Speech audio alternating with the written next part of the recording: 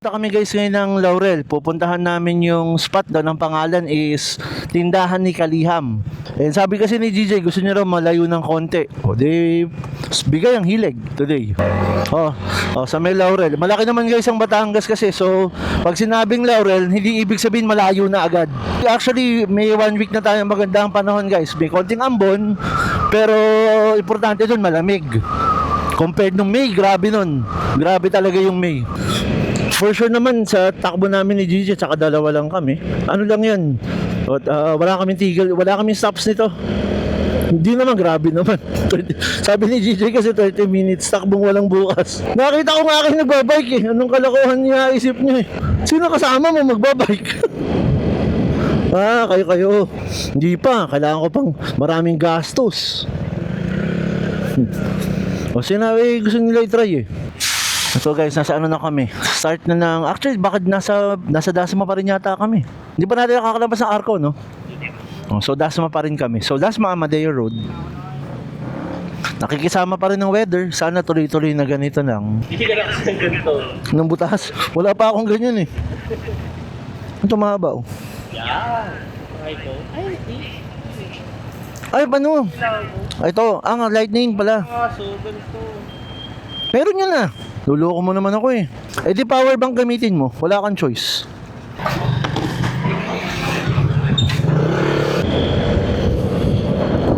So guys, continue na kami ng paakit namin ng technically akit muna kami ng Tagaytay. Then dadaan din kasi tayo nung papuntang, kung familiar kayo guys sa Jokno Highway, yun yung papunta ng Fantasy World. So guys, continuing on sa nangyayari sa travel namin, very kalmado pa rin naman ang daan. Yung sun medyo tumirik na ng konti pero okay pa rin. Malayo ng mga adventures natin nung May. Dabi yung nun. Para ka nasa movie ng James Bond eh. Nagpausok para maligaw yung mga kalaban. Di ba ganun? Di ba yung mga pelikula ni Sean Connery ganun, may pipindutin button, uusok? Magkakabanggaan kasi nahilam sa usok. Yung mami ng kaibigan ko dati, muntik nasakal yung boy nila dahil dyan. Hindi ko lang muna kwento ko na sa iyo eh. Bumili kasi sila ng truck, isang L3 na parang ganyan yung nasa harap. Tapos isang close van, ayan, yung nasa kanan din. Bumili ng ganyan, magnenegosyo ng lipat bahay sa Kainta.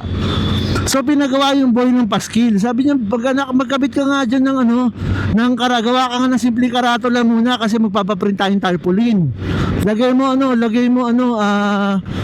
lipat bahay tapos phone number. Alam mo kung ano nilagay? Akyat bahay tapos yung phone number. Pagdating ng nanay niya, muntik masakal yung boy nila. Ang laki kasi nilagay sa sa plywood na parang high duplex. Ito isang kanan. Tawa ako nung nakita ko. Loko naman yung kaibigan ko, hindi inawat yung boy. Kasi nakita niya na hindi pinatanggal eh. Markado, parang adik na tao. Saya, di ba? Walang kahit tumatakbo 24 hours kasi palitan ng driver. Take mga a few minutes, nasa Tagaytay na rin kami. Hindi tayo masyado nakakapagsalita sa video kasi nakikwentuhan kami ni GJ. Ngayon lang kami rin nakita eh. So dami namin pinag-discuss lalo yung plans about sa next pupunta. Medyo sana nga pwede yung mga ibang homies natin ng Dasma para pwede pag sumama sila syempre mas marami, mas masaya, mas memorable yung experience. Ang daming gulong ng truck.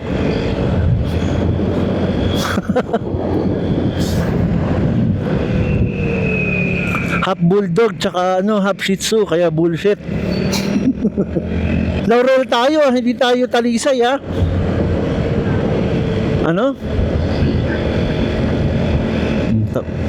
Tabi muna tayo. Oo, Laurel tayo eh. Sana Change of plans pala guys, hindi tayo hindi tayo mag-joke no. Bababa tayo nung hindi ko alam kung sa palak guys pangalan nun, basta yung pababa ng Talisay na hindi sungay. Kung ano man yung pangalan nun. Oh, napasunod nga din ako sa'yo, nakita ko na yung manhole eh.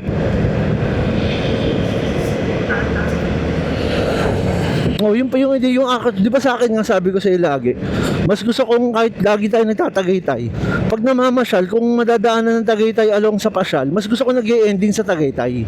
Kasi yung lamig eh, kumbaga yun na yung pahinga mo eh. Very it's a very Wednesday vibes kasi talagang halos walang tourist. It's for very likely locals so mga tong nakakasabay natin ngayon. Weekday travel talaga ang best. Pero kung gusto nyo matindihan mga food trip at pangmalakasan, talagang weekends. Ang lamig dito ngayon ah.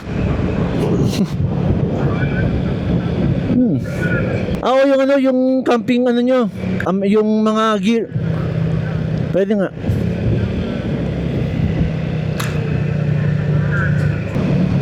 Pwede nga, maganda yung idea mo na yun.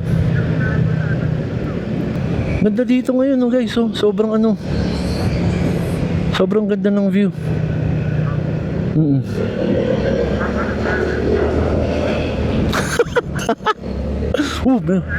May bagsak. Nga, lalaki. Laki guys yung mga baling-baling puno.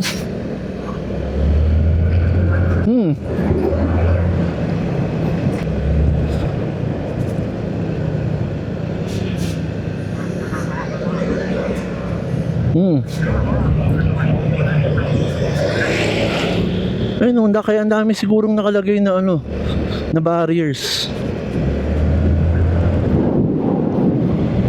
Yan na. Oo, warning, dangerous curbs. Ang nabasa ko, bawal ang tanga, nakamamatay. Meron nga. Ayan, warning, prone to landslide.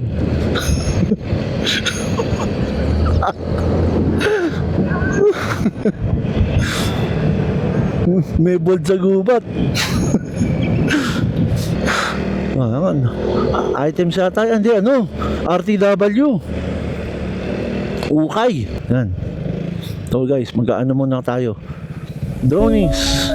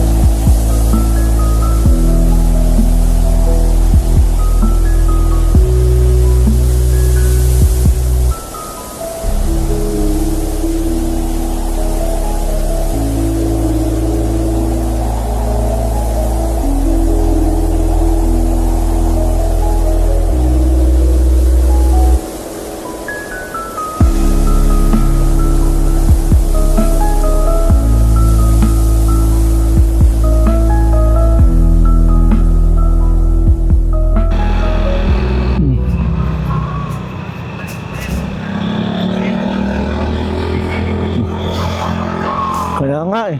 Kailangan. Ayaw nyung umuwi galing US eh.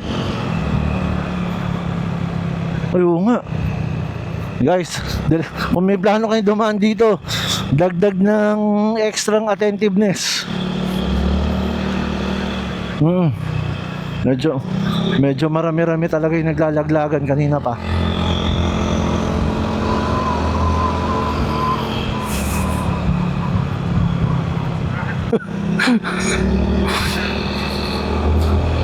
Hindi ako. Ayun sa reliability na tinatawag.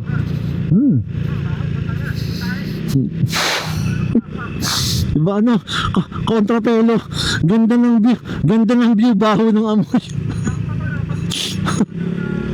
Sabay baho. Sabay. May ano pala doon, kural. Ayun, ganda talaga, ayun, no?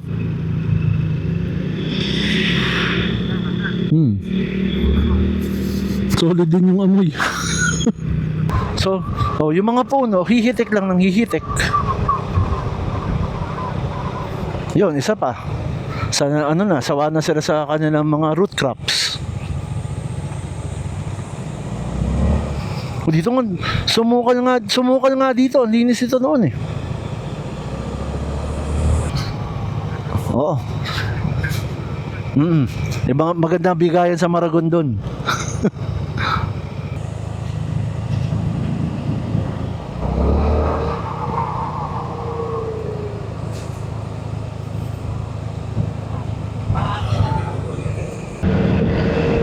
Si Tatang yan yung mga IDGAF driving. Ito nang guys ang talagang sobrang ganda sa baba ng Talisay. Napakaganda ng roads dito guys. Nakita ko nga yung dinaan. Anyways, nakita ko naman yung dinaan, makakalusot siya.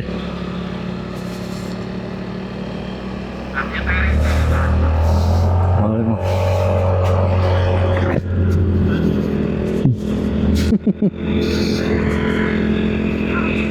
Naaway niyo ako, ha?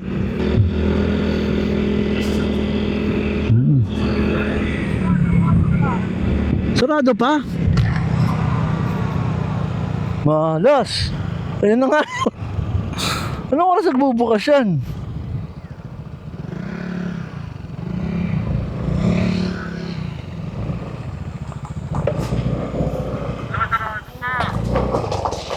Sa kasamaang palad guys, sarado pa.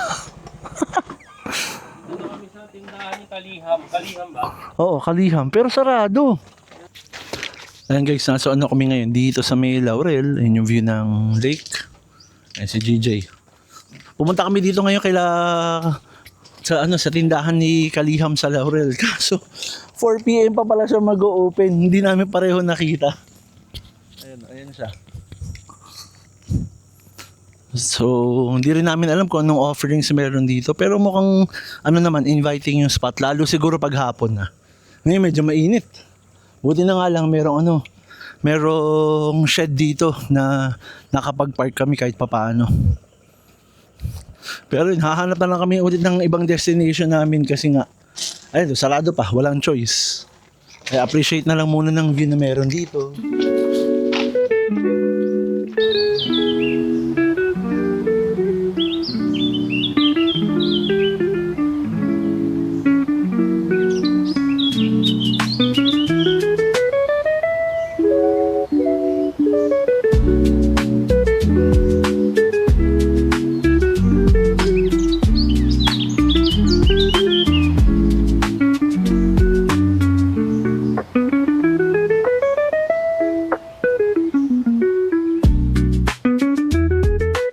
So guys, buso-buso na kami. Ganda ng view.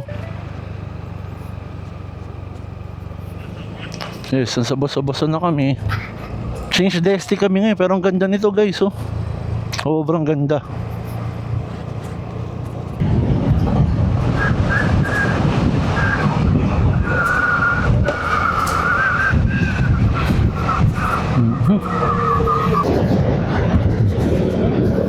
Ganda naman dito. Oh, ganda ng arko. Malayo-layo pa. Tara. Umagal ko bang ganun ang gagawin niya?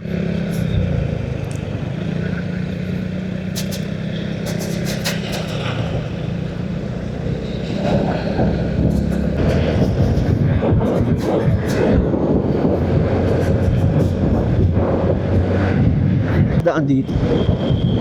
Ganda.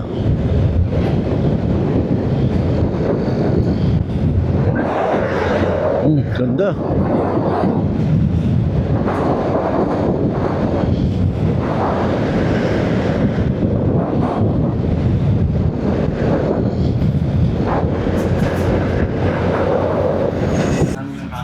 Kakaibo. Parang bilao siya. Pati yung itsura ng store. Place. Ganda. Kakaiba. Tapos, yan, very simple lang naman ito. Ito yung labas. Order muna kami and think ko anong kakainin. Ito guys, tapos na kami kumain dun sa spot na nakita ni GJ na lomihan. Okay talaga guys, sulit. Hindi, ang nakakapagtaka paano nakakagawa ng ganong 100 pesos na lomi. Ang daming nakalagay na topping dito sa Barangay Panhulan. So medyo liblib lang talaga yung lugar and don't expect much sa aesthetics kasi hindi yun yung specialty ng place. Pero yung lomi itself, yun naman ang kinain namin, wala kami masabi. Okay talaga.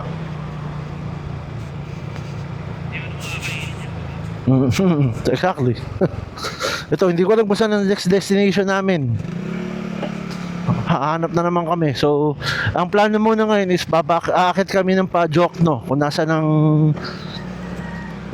ang Fantasy World. Doon kami papanik ngayon. Tapos from doon, hahanap kami ng kapihan. Ay, papunta pala kami ng Indang guys, kaya doon kami muna dadaan. Kasi ang tagos daw namin is from pang 3-wheeler. Baka ang may-ari is PWD. So yun, kaya kami papanik ng, or rather, ang way namin is papunta kami ng Jokno, and then from doon magme-Mendes kami. Going to yung spot sa Indang. Ang ganda ng pwesto ng Kubo, DJ, oh. No, kaliwa, sa taas. Sa may Indang naman. Oo. Na-recommend din yun ng mga homies. So, daanan na rin. Since, yun naman ang pabalik namin. Wait. Pucha, grabe yung lakas ng buhos, guys. Ito, may SIR body.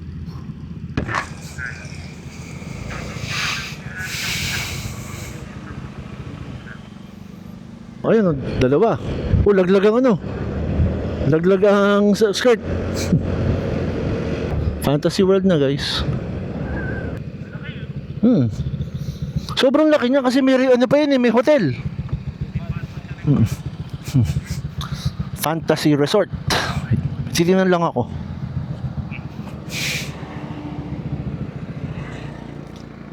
Okay lang pala. Akala ko lang malambot yung gulong, yung takalsada yata yun. Oo. Nararamdaman mo rin kanina? Akala ko gulong. So guys, ito. May purple flowers pa. Yung batulaw natatakpan ng halaman na. Tsaka may hamog. Mount Batulaw. Oh, ito naman sa kanan kaliwa. Balot na ng hamog, oh.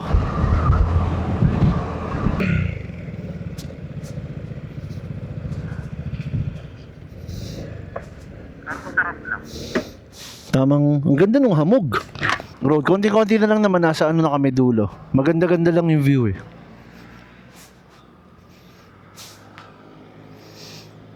Kaso masyadong mahangin, hindi tayo makakapag-drone, eh.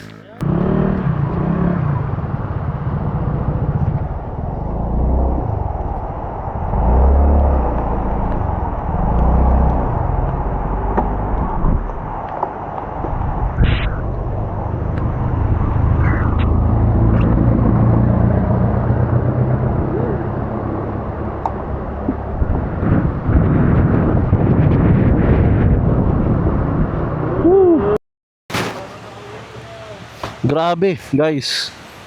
Ibang klase to. Swerte nung drone mo. Nakalbalik mo. Oo, nakabalik muna bago bumagyo. Para kami nalugi. Basang-basa. Pero worth it naman yung pasyal kasi nandito kami ngayon. Indang's Cafe and pandesal. Hindi pala at pandesal and pandesal. Yun ang laki ng words. Ayun, ito naman, napakabigat ng road. Napakabigat ng road. Pero malaki siya. Even yung signage, napakalaki. You know, ibig sabihin naman ma-miss out. Pero nadadaanan namin na nga ito. Hindi lang namin napapansin na tigilan. Sige. I want coffee. Ano? Order muna kami. And relatively affordable naman yung price kasi 50 pesos lang ng coffee. Typical price ng pandesal. And they also have donut. Mga dog water siguro yun. And yun, malaki yung place. And they're open 24 hours.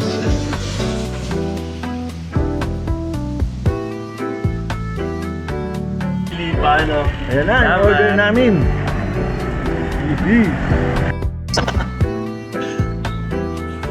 Yun na guys yung order namin ni GJ. Donut with pandesals and akin may ensaymada. Hindi tinry ni GJ yung ensaymada eh. Yung pa... Ang bukod mo. Ito na. Ulit. Basa.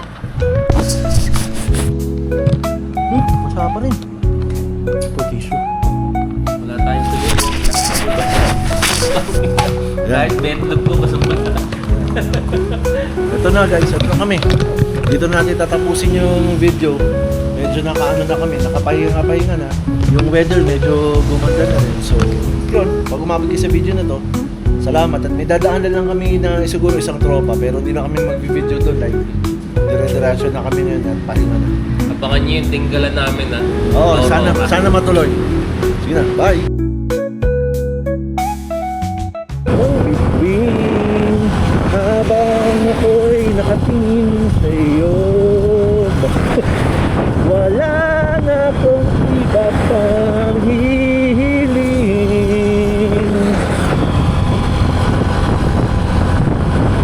Saksi ang langit sa atin, saksi ang langit